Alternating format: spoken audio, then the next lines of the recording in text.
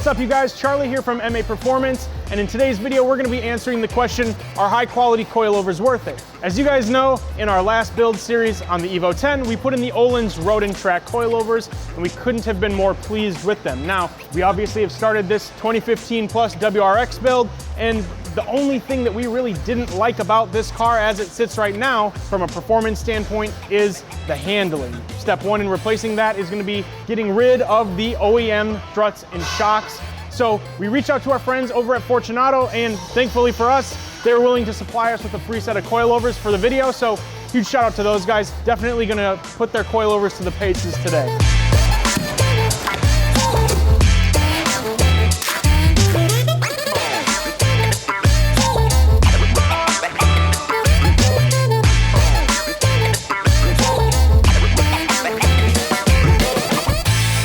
All right, you guys, let's go in and get this old suspension out of the car.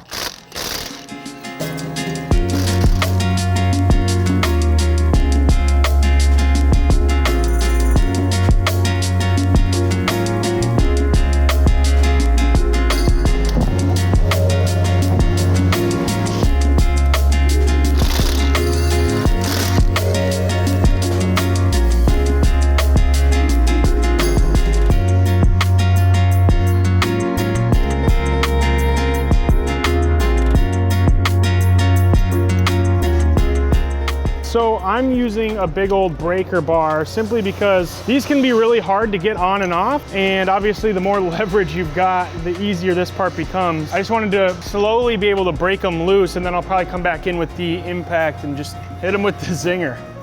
All right, now that I got them cracked loose, I'm gonna grab a rubber mallet to get those out.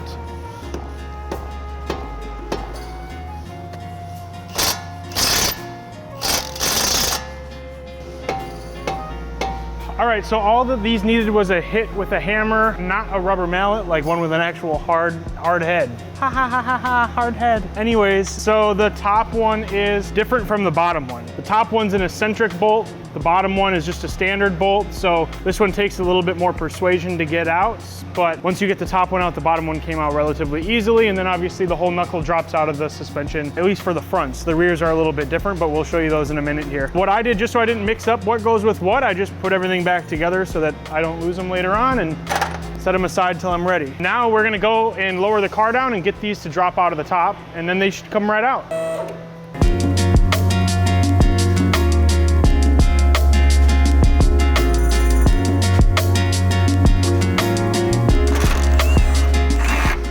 All right, so I got the jack underneath the rotor there just to hold it up so that when I drop these out, it doesn't literally just fall to the ground. There's something to help hold it in place, and then I can strategically remove the suspension as opposed to it just strategically yeeting out the bottom of the Subaru. So here we go.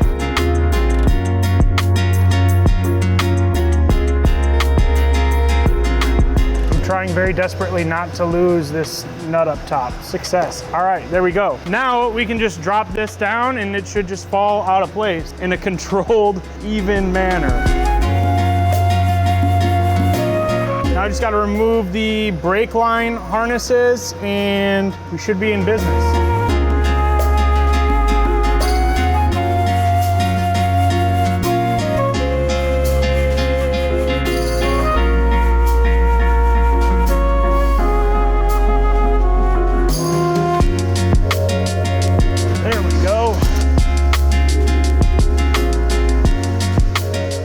One down, one to go. Well, three to go, technically. These are heavy, too.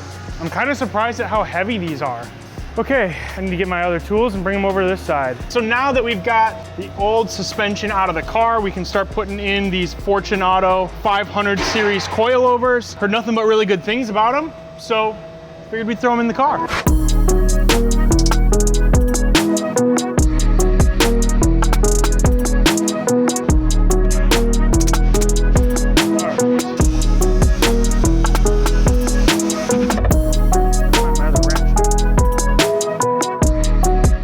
So conveniently, the bolt size, so 12 millimeter for the brake line harness, is the same as the hardware that Fortunato includes for the strut mount in the top. So makes it a little easier. You don't need multiple sizes to get this in or out. Tighten these up just a little bit, and then we'll bring the car down so we can use the jack to pick up the hub assembly in.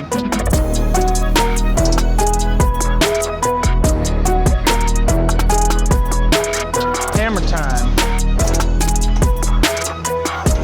You know what's funny? That happened the last time when I did the other side.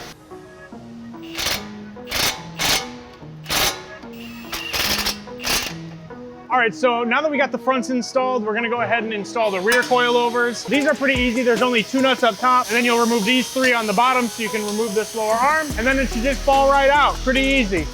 That other one's a 14 on the back. We already took this one out, by the way. We got a little too excited and did it before we were filming. Grab your 14, I got mine. Ah. Jeez, dude. Wheezy out. Hey, we got hammers, you know, dude. Come on now.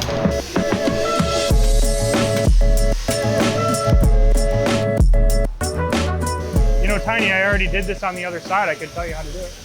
I know how the better way. Oh, so now he wants to use the right tools. Now that the camera comes out. Watch your eyes. All right, now we can drop the car back down, get a jack under this, and take out the nuts on top. All right, so we've already gone ahead and removed the tabs in the trunk to allow for us to move this out of the way. I mean, it's pretty simple. If you get just like a trim removal tool, you can just pop out a couple of the plastic tabs. You're good to go if you don't have a trim removal tool. A screwdriver kind of works, but if you're anything like me, you're gonna mess up about 70 of them before you get one. So buy some trim removal tools, you'll thank me later. Anyways, we're just gonna take these out right up here and the whole thing will come out. So pretty simple. And if you've got it supported underneath, you should only have to hit them a couple times with the ratchet and then you can do it by hand. Makes it a little easier.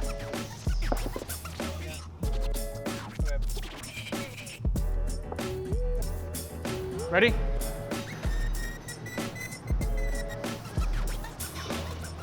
That was rather anticlimactic.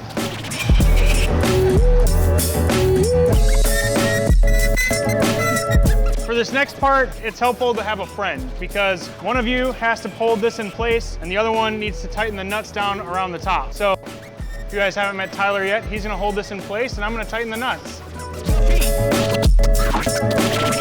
There you go.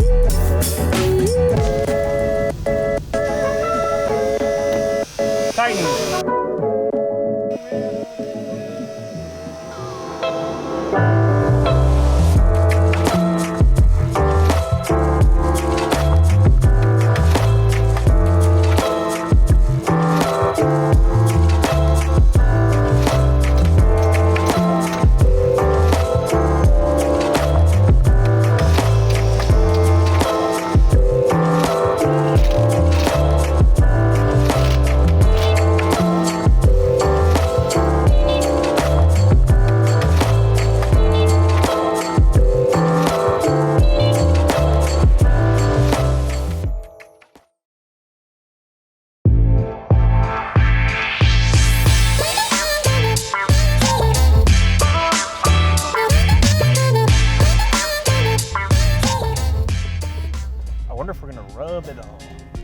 All right, so as you guys know, the last time we drove the car around, I was telling you guys the only concern that I had was that the handling was pretty loose. And obviously the fitment that we've got right now isn't that great with the tires. I mean, we basically just leveled everything off and made it relatively similar from front to rear. But the reason for that is that we're actually getting new wheels. So I didn't want to spend a ton of time dialing in the suspension heights and everything when I know that in the next couple of weeks or so, we're gonna be getting wheels for the car and then we'll have to do it all over again. So first impressions, obviously, from the upgrade from stock to now is incredibly huge. It feels much more responsive when I'm turning. It feels obviously like a much stiffer ride, but it's not too stiff to where like it's an uncomfortable daily drivability. All right, curvy road mode engaged.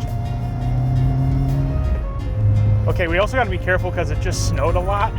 So I don't want to send this thing off the road in case it's icy. They are a little bit slippery, but the car feels a whole lot better. I mean, if I was to daily drive this car every day, this wouldn't be an uncomfortable ride height by any means. And I think that's the biggest concern for a lot of people when they are shopping in this price range, is that it's not going to be a very comfortable daily driving experience. And in the price range, I mean, again, I can't speak on any of the other brands necessarily, but these Fortunato 500 coilovers are really good. I'm gonna spend a little bit more time with them on the car. I'm gonna drive this car daily a little bit more, and I can give you guys a bit more of a comprehensive review then. I mean, you guys can check that out on our Snapchat or on our Instagram stories. So if you guys wanna stay tuned for how I feel this rides out, make sure you follow us at MAPerformance on Instagram, and I'll be sure to update you there. But I mean, initial reactions are great. They handle phenomenally. The steering input seems a bit more responsive. We're gonna hit some railroad tracks here now. We'll see how it does. Nothing. No weird noises, no nothing. I definitely can't complain at all, especially for the money, you know, right? I mean, if you're looking at these or even like the Fortunato 510s, which are in a higher price tier, if you're looking for something that's gonna be good, these are really, really good. If you're looking for something that's gonna be great and you're not willing to sacrifice on anything, obviously the 510s are gonna be an upgrade, but I mean, we just went over some crazy railroad tracks again, and I have zero complaints about how this car has taken all the bumps, and it feels phenomenal. It just feels right. This is what you expect out of a performance vehicle suspension. This is what you would expect when you upgrade your coilovers to something that's no longer stock. I've definitely gone the route of like doing some kind of like really cheap eBay coilovers before. Let's face it, probably all of us have. I honestly can say that this is a much, much greater upgrade from that. For a daily driving application, I don't see a huge difference in this and something that's in a much higher price tier. If you're just daily driving your car, this is an awesome, awesome set of coilovers to roll with. Let's take it around this and then jump back on the highway and we'll see how it feels. Let's hope we just don't get sideways here. Some of you drifty boys might be into that, but this isn't my car. No rub, and we're pretty low. I mean, we're not dangerously low, but we're pretty low.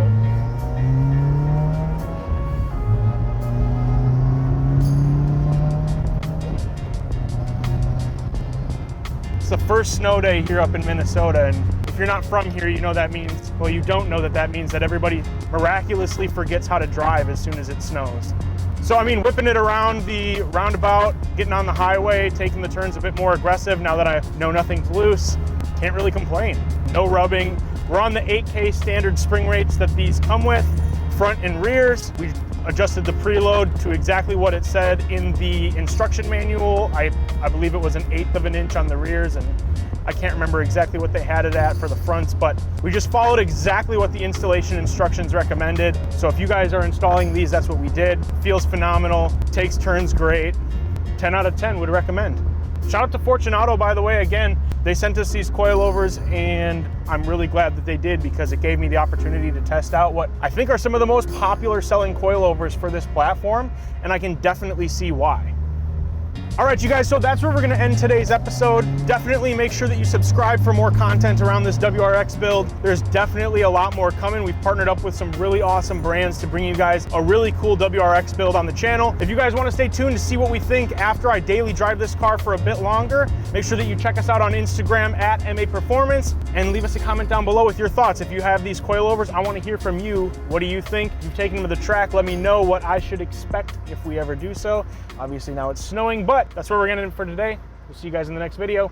Peace. I've been on the west side, cause that's where I stay. I just made 1,000, blew it in your face. I've been going in, I'ma close the case.